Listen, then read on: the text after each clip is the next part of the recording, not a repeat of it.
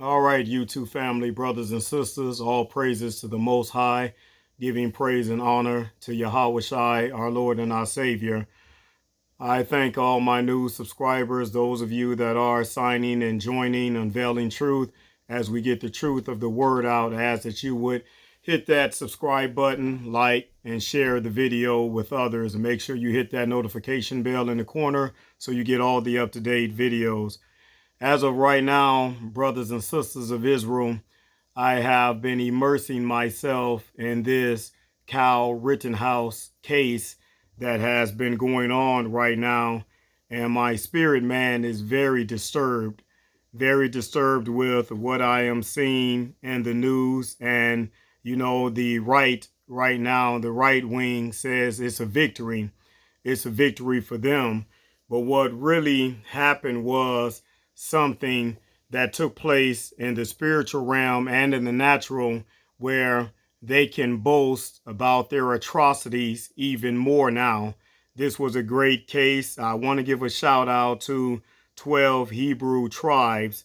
He sent me a video, a link that I should look into, and I've listened to that video and I've looked at it. I'm going to leave a link underneath this video. It's called the Black Authority. You should look at this news media outlet, which is covering this Kyle Rittenhouse case, because it's really a pathetic outcome, a pathetic situation, and what has just took place. As you know, this young man, Kyle Rittenhouse, took his AR-15, was going to a Black Lives Matter protest. And, a lot of things people are saying, well, it was self-defense.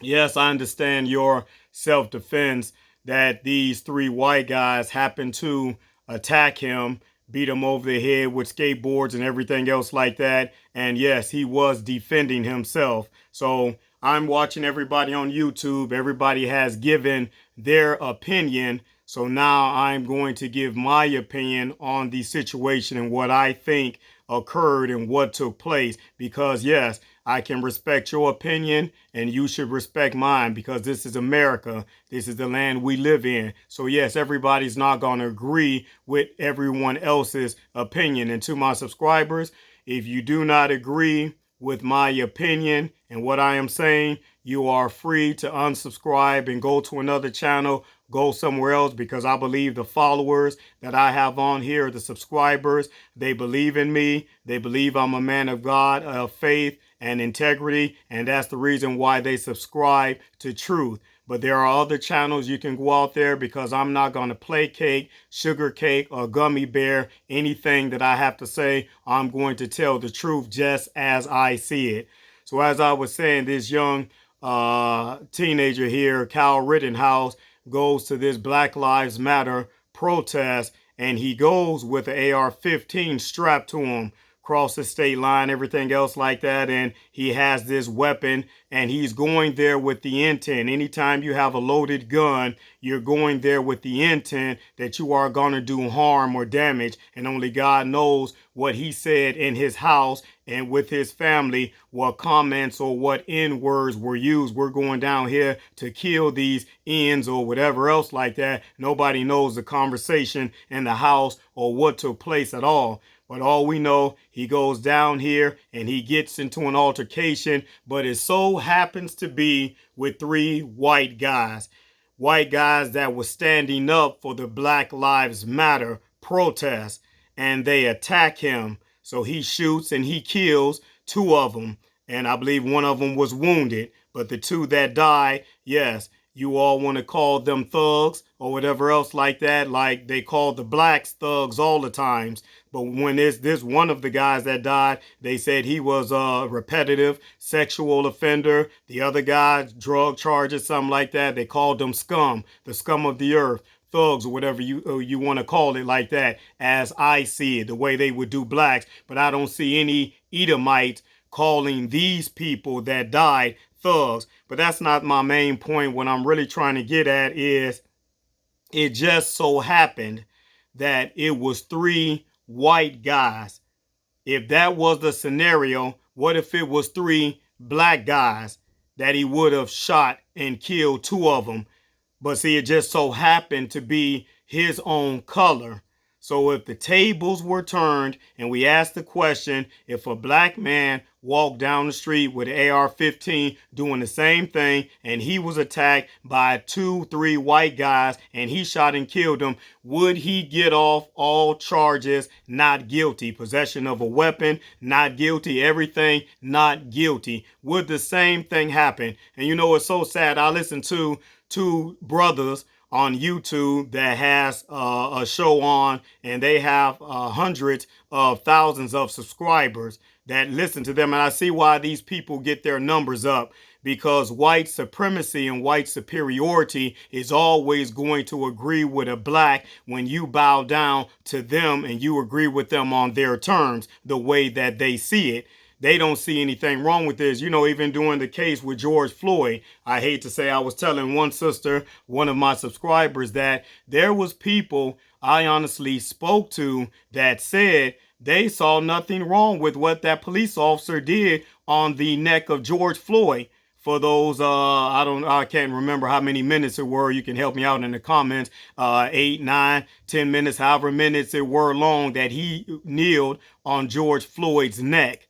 Some people said they saw nothing wrong with that the cop did nothing wrong whatsoever. That's because racism, you are blind. You can't see it.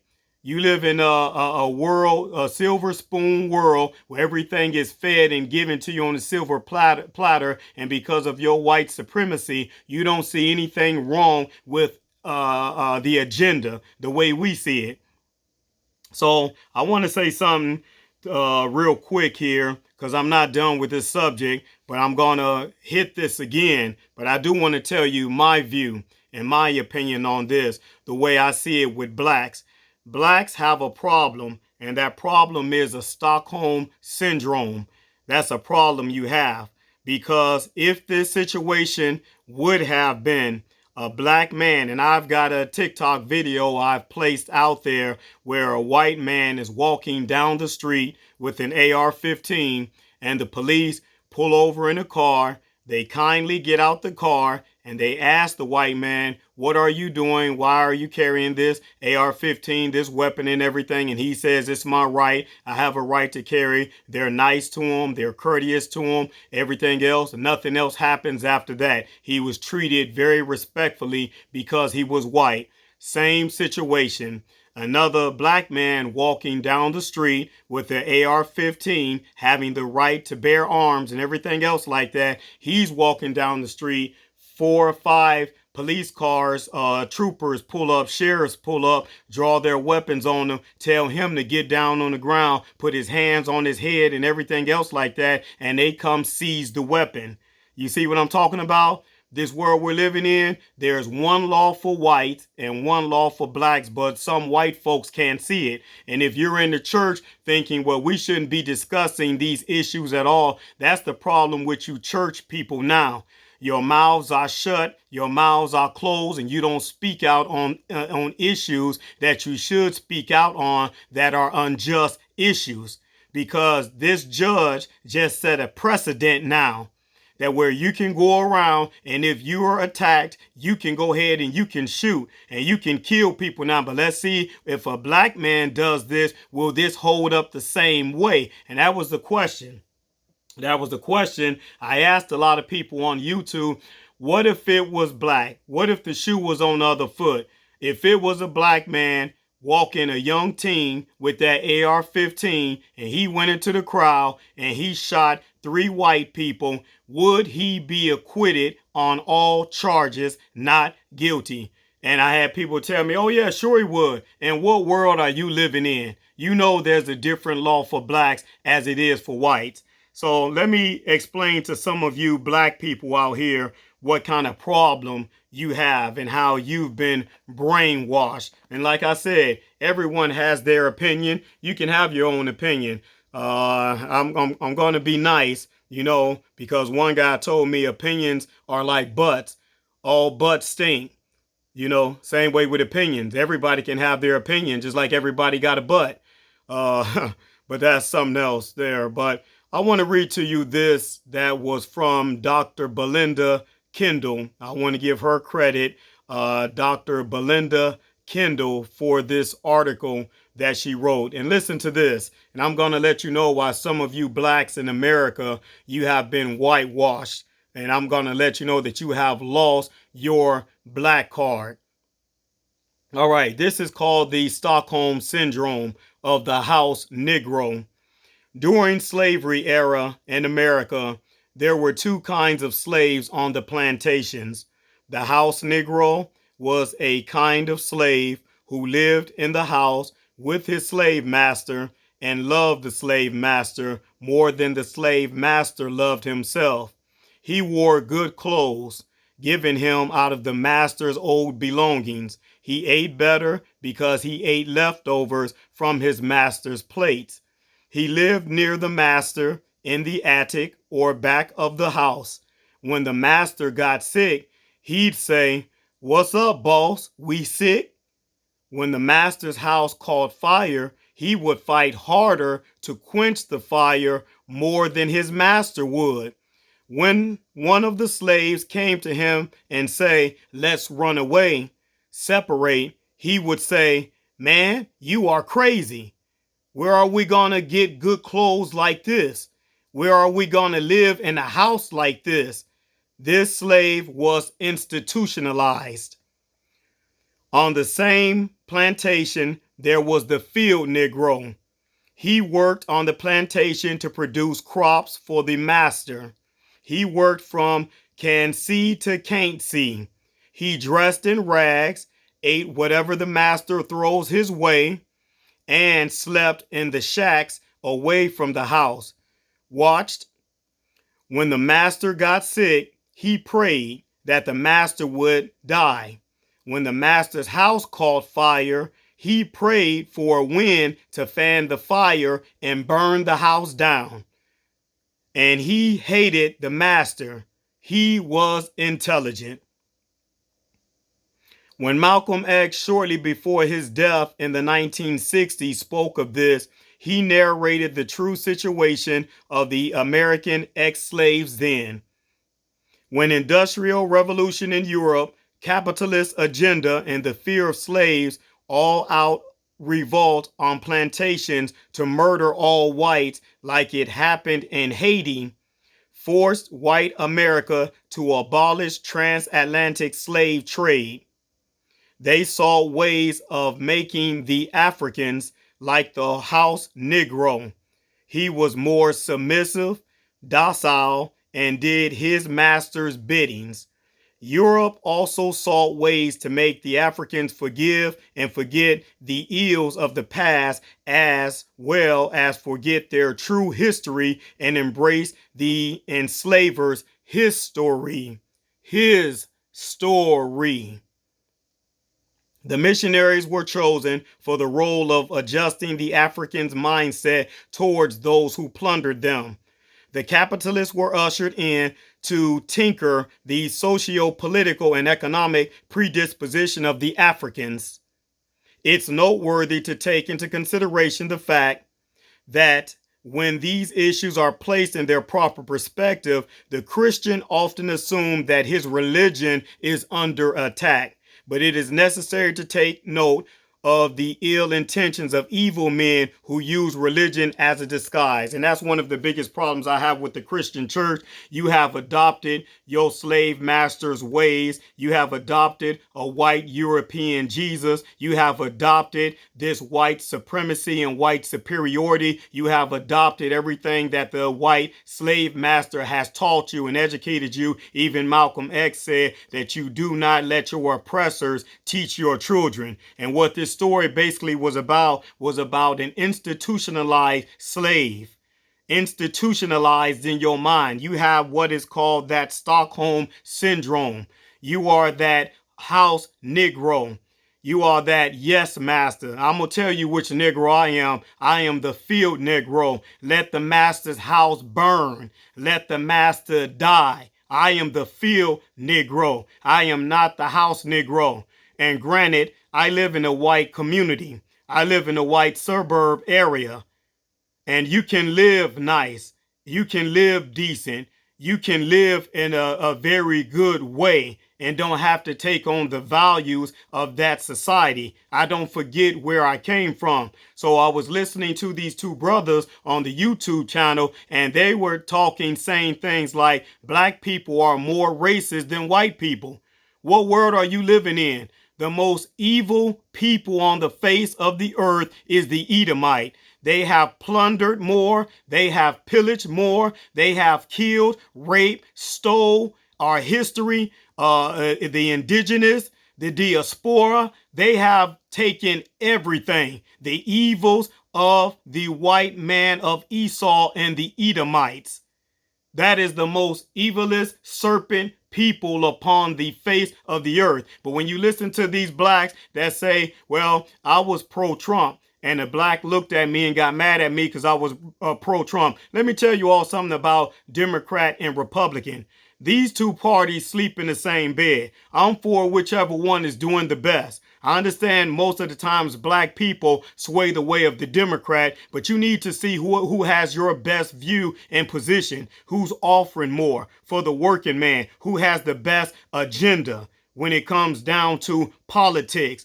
Don't just always side with Democrats because your daddy was a Democrat, your mama was a Democrat, and your grandpappy and your grandmama and all that kind of stuff was Democrats. Choose the best one. Inform yourself. Get information. Who's going to be the best one? Yes, even though they're all puppets. All the presidents are handpicked. They're all puppets. They're all in the bloodline, so it really doesn't matter. All I'm saying is make an informed decision. But back to this Stockholm Syndrome. And that's the problem with most of you black brothers and sisters. And you don't see it. And just like Candace Owens, you know, she's another one out there. You're married to white men, but you want to take their sides on everything. No woman understands the plight of the black man but the black woman.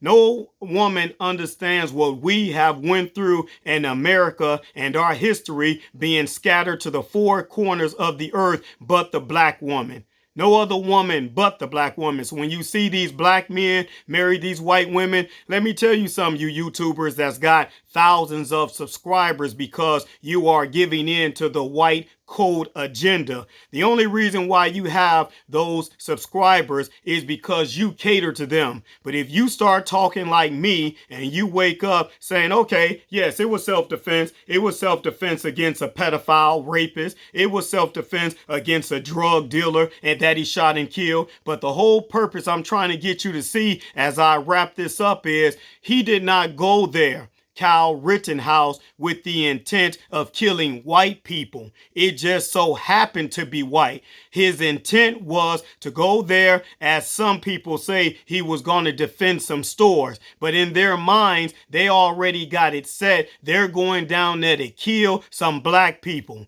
But the situation turned, and it turned not in his favor. So that's what I'm trying to get you all to see, that he already had intentions. When you come with a loaded weapon to a protest that you know is a highly inflammable protest and people are angry, vehemently mad and everything else like that, all kind of wrath and strife, you are going to get just what you're looking for. And he got what he was looking for. He went there upset, mad, and everything else with a rifle, AR-15 in his hand, AR-15 in his hand. So for those of you black people that are institutionalized with this Stockholm Syndrome and you love the master more than you love your people, yes, you got a victory over here. But like I said, I want you guys to look at that link of the Black Authority. I want you to see the new codes, the secret codes among white supremacy that is going on now because they opened up a door. They set a precedent here. So if this scenario happens again with a black young teen armed with a gun, rifle, whatever, and self-defense, he kills white people, will he get the same treatment that this court just gave him, the jurors just gave him not guilty on all accounts? You have a Stockholm Syndrome problem. That's your problem. You have forgotten who you were. Don't forget the worst atrocities that have happened here in America have been with the Edomites. The Edomites hung you. They lynched you. They killed you. This racist stuff, and I'm going to have to teach from the book of Obadiah again. This is the reason why God is not letting Edom off the hook. He's not letting Edomites. He said all the other nations, he would forgive them. But this one nation, Edom, they would not be forgiven. They will be wiped completely off the face of the earth. They will be burned to ashes and they shall be no more. Why? Because of what they did to God's people, God's chosen people, the Israelites. Yes, they are going into bondage. The Bible says in Isaiah chapter 14 that those people that had us in captive, they will be our captives. They will be our slaves. The shoe will be on the other foot. We served you, and now in the new millennium and the new kingdom, and you don't hear Christian preachers teach this. Christian preachers will never teach out of the book of Obadiah, because if you teach out of the book of Obadiah, you have got to teach Edomites. You have got to teach the seed of Esau that you are going to pay for the sins of your forefathers and what you have did to God's chosen, the Israelites. You are going to pay. And God says that. You will not be forgiven. You will be wiped out. Why do you think in the book of Revelations, when the city, the New Jerusalem, comes down, the 12 names of the Hebrew Israelite apostles are on there? The streets of gold, the foundations, the 144,000, 12,000 from each tribe. These are the chosen Israelites, God's people. Yes, then there was a number no man can number. These people were pulled from all over the earth. Where are the Israelites? They have been scattered to all nations, every tongue and every language on the face of the earth. I don't know how you see it, but this is my view, and this is how I see it on this Kyle Rittenhouse case. You have blacks that are dealing with a Stockholm Syndrome that are blind for this justice system. And like I said, my only question to you is, what if it was a black man?